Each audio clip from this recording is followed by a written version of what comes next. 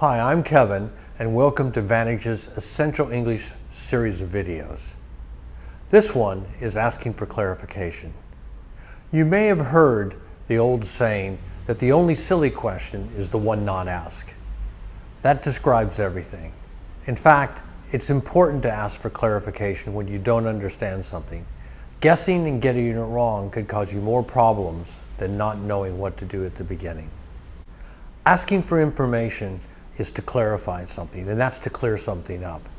That's important because it shows you're attentive and that you care enough about what's being said to you to make sure that you get it right.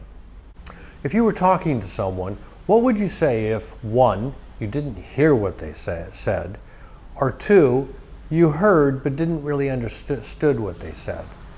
In this video, we're going to explore ways in English how you can address those issues. Asking for clarification, the simple steps.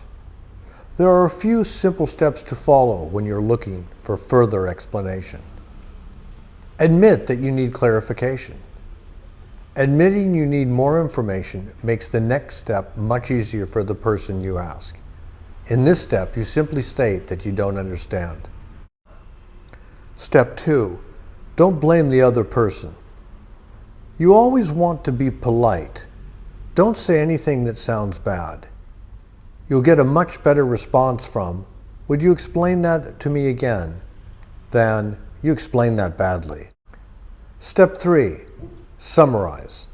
If the conversation has been a lengthy or complex one, it can be helpful to give the other person a summary of what's taken place up to this point. Step 4, be specific. If there's a specific thing that's unclear to you, name it. Don't make the other person flail around trying to figure out what you don't understand and what you do. Here are some simple examples of how to ask for clarification. This is good for the beginning or the elementary student as well. The highlighted words shows you how to build each way. Number 1, sorry I missed that. Could you say it again? Number 2, sorry I didn't catch that. Could you slow down a bit? Number 3, sorry I don't understand. Could you explain what you mean? Number 4, sorry I'm not with you. Could you go over that again? Number 5, sorry I don't follow you. Could you run through that again? And number 6, sorry, I don't quite see what you mean. Could you be a bit more specific? Notice how each of these 6 examples starts off with one word, and that word is sorry. Sorry is apologetic. It's very polite and it will be warmly received by those you ask to clarify to what they said. Here are some other ways to ask for more information when you don't understand something. These may be a little more advanced, so choose the easiest ones for you to say now, and then add later to the ones that are more advanced, which will help your English vocabulary. Number 1, I beg your pardon. Number 2, I beg your pardon, but I don't quite understand. Number 3, I'm not quite sure I know what you mean. Number 4, I don't quite see what you mean. Number 5, I'm not sure I got your point. Number 6, sorry, I didn't quite hear what you said. Number 7, sorry, I didn't get your point. Number 8, I don't quite see what you're getting at. Checking for information. Sometimes you hear something that you think is wrong from the speaker. Here's a way that you can politely check to see if the speaker meant what they said and which information is correct. Let's run by some common examples. Example number 1. So that's 13 million? 13 million? Isn't that 30 million?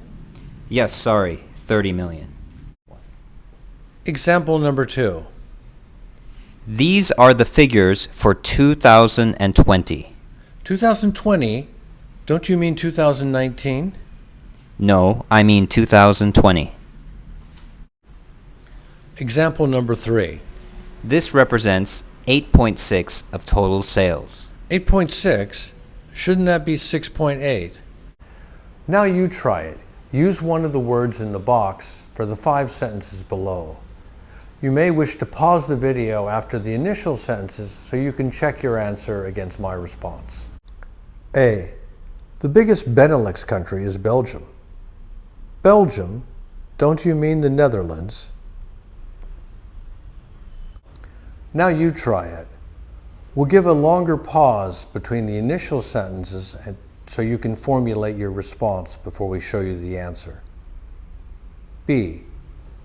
Daewoo is a well-known Japanese car manufacturer.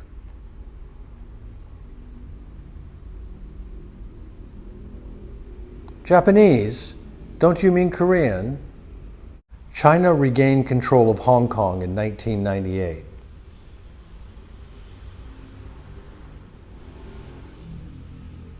(1998) Wasn't it in 1997? Microsoft is the world's leading computer hardware manufacturer.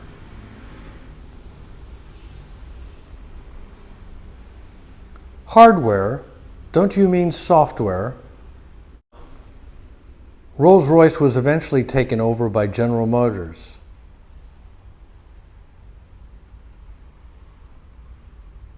General Motors? I believe you mean Ford. Clarifying questions.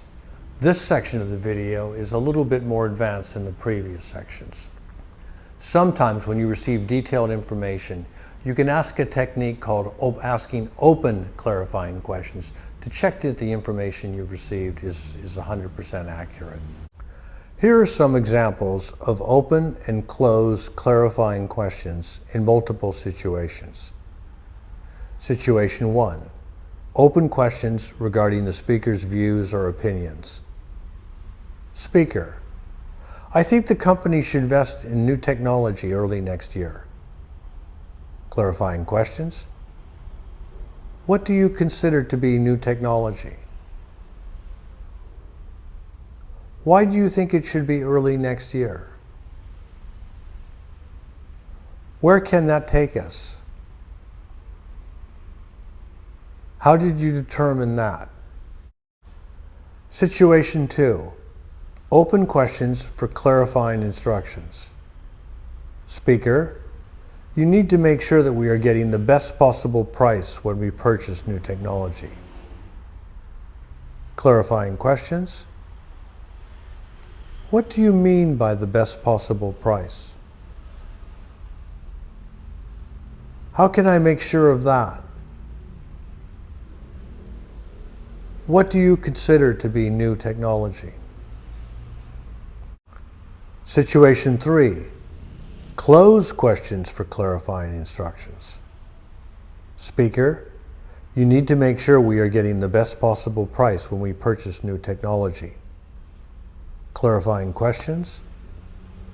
So I need to check that the market and find out if anyone else is selling at a lower price.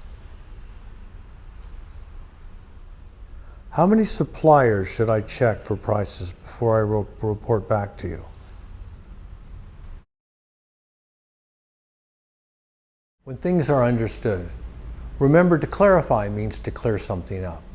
When things are finally understood, here are some expressions you can use, often called idioms, that help you express the fact that you now understand.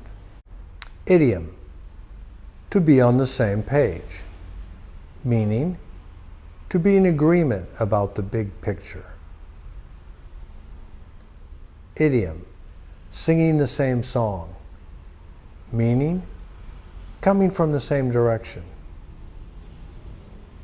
Idiom: of one mind.